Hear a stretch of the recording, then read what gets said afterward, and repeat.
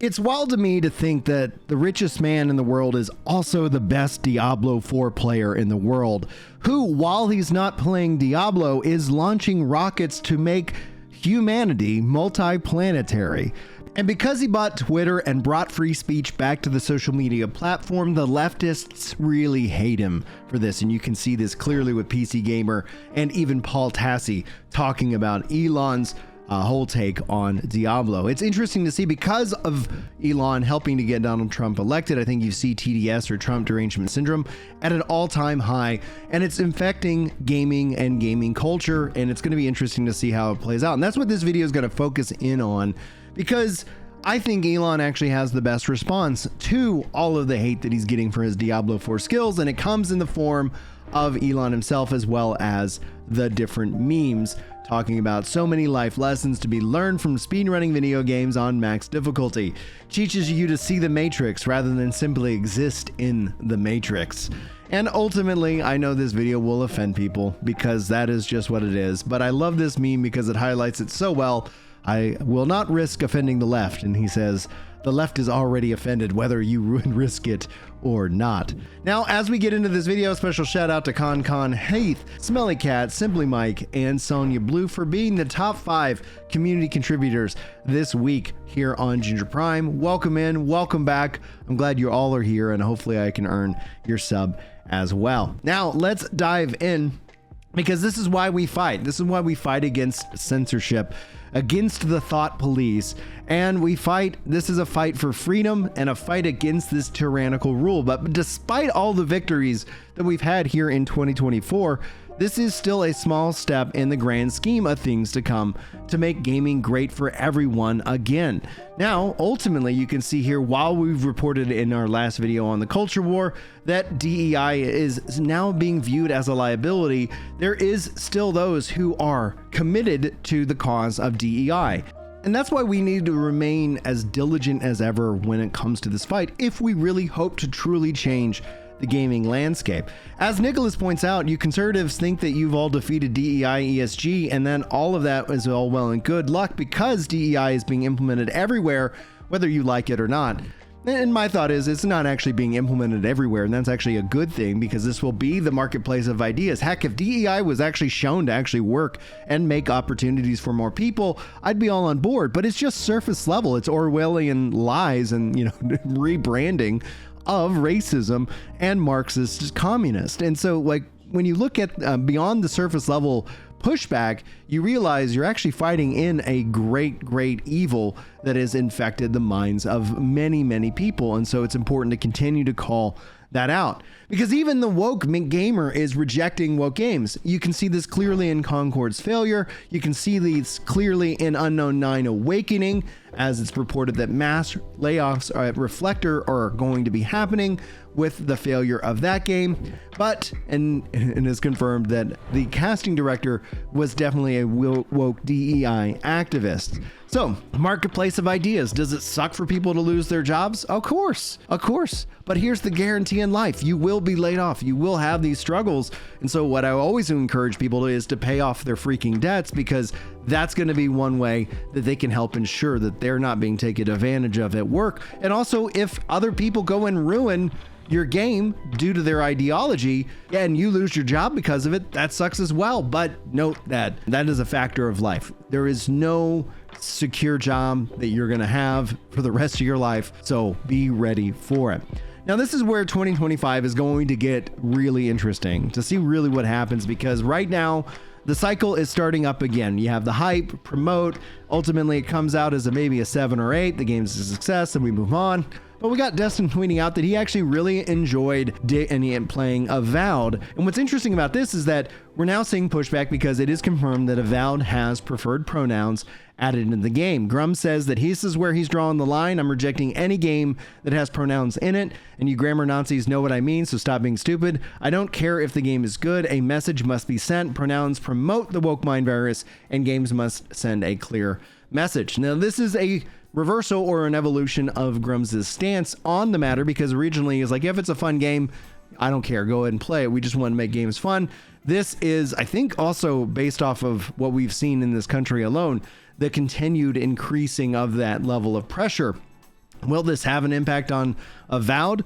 Ultimately, we don't know, because Avowed is also going to be a part of Game Pass for many, many players. I don't know if it's going to be in this new standard tier, but for those of us who are grandfathered in, and for Ultimate members, yeah, that's going to be something where it's the barrier for entry or to go and play it is going to be really low for players of Game Pass. So that's going to be one to watch. That's going to be one that's also an early sign of how 2025 is going to go with its release. Now, Rosary Warrior John tweets out that Elon Musk is actually reacts to the Avowed featuring pronouns and saying it's utterly unacceptable about that game. So we've got Elon Musk coming in Diablo style, but also his fight against the woke mind virus, I think, is critical, and one that we all must remain diligent on. We must continue to call out, and that can happen in various different ways. Now, my way is always to try and keep it as classy as possible, but I do get that there's, you know, that mocking and doing all other kinds of things can actually have a huge benefit as well.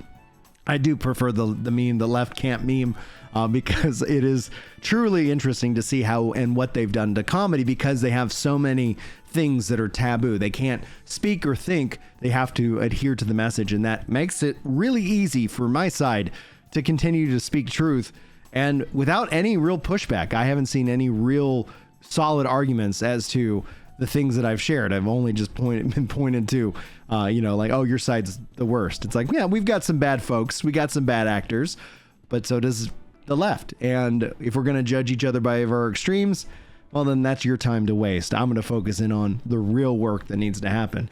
Dragon Quest III is a topic I'd like to wrap up this video with, because you can see here the mindset of the reaction to Dragon Quest III, kind of removing gender. Like when the game's out now, you can see that gender is clearly in the game. It even says woman and man. It's just in your like initial character setup. But being that the directors themselves think this is ridiculous, and I think that also in Japan they don't have this issue, but we'll wait and see. You can see here Dragon Quest III 2D HD Remake has sold just under 1 million physical copies for the Switch and the PS5 at the launch in Japan. And so anybody who was thinking that this game would not sell well, especially in Japan, does not know Dragon Quest and does not know Japan. I'm not surprised by these numbers, but this does act as a referendum on this whole movement, the whole Gamergate 2.0. I know I've been boycotting the Dragon Quest III 2D HD remake changes because of what the developers themselves said. I was frustrated that they decided to remove gender and replace it with appearance A and appearance B, which I always thought was funny, because appearance A, like, you mean assholes, and B, bitches? Like, is it appropriate to call women bitches in this regard? Is that what you mean by appearance B? But in and of itself, I'm still holding off on this game until, at least if nothing else, it hits a discounted price, and then hopefully I'm able to send a message through that medium as well to support the developers. It's weird because sitting on my money is actually supporting the original creators in this case, and I know not everybody shares that opinion or belief, but it is what it is. Anyway, guys, as we wrap up these videos, I thought we would end in our message of hope. I like this meme. When the world makes you suffer, but you're a Catholic, joke's on you. I'm into that. And so I want to talk to you guys a little bit today about suffering, because we all suffer, right? In fact, I would argue that suffering makes us more human. Who of us has not suffered? Who of us here has not had loss in their life? And the point is that I want you to take home is that I don't want suffering to define who you are. I want it to refine who you are. There's been times, and I've suffered, you know, for lots of different things. I've shared those before, my journeys and things like that. And not to completely rehash it and make this video longer than it needs to be, the idea here is that there's been times where I've been suffering for years, and I never really understood why in the moment. It usually takes years to look back and be like, oh, that makes sense. This is what was needed for me. And I think suffering has that ability because, like I say, it makes us more human. If you're suffering right now, it sucks, right? Like, it's not like, hey, you know, I want you to, I want you to really embrace it. It sucks, and it's perfectly fine to say, man, this sucks.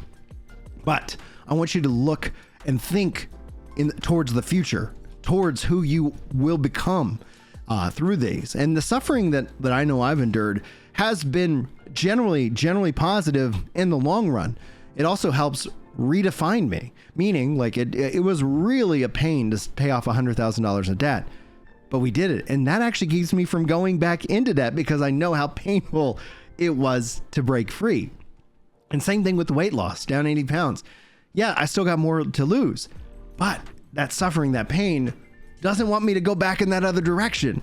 And so there is this sense of refinement that happens through all of these processes in your life. So I don't want you to give up on yourself, especially if you're out there struggling. If you got dark thoughts, note that I love you. God loves you.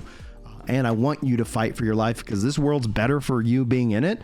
The Catholic in me literally will tell you that God could have made you whenever he wanted in all of time, in the future, in the past, etc. But he made you now, for now. And you're uniquely qualified for what we are facing here. And so I would say, regardless if you believe in God or not, there's no harm in asking him for help and seeing what happens. I know that I usually like to wake up and say, help me want to love you today.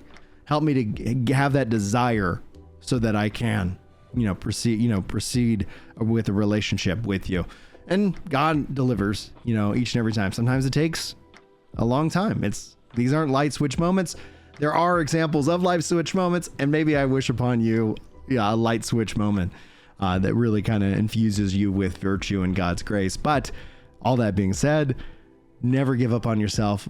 Fight for your life, and I want you to have the best and most beautiful life here on earth as possible. And sometimes that's going to be a journey, and you're not alone in this journey. That's the lie that I think our brains tell us, is that you're not worthy and you're alone. No one else out here like you is suffering this, that, and the other thing. And none of that's true. And I think that's one thing that we always got to be very well aware of. Thank you guys for joining me on this journey in this video. I hope you got something good out of it.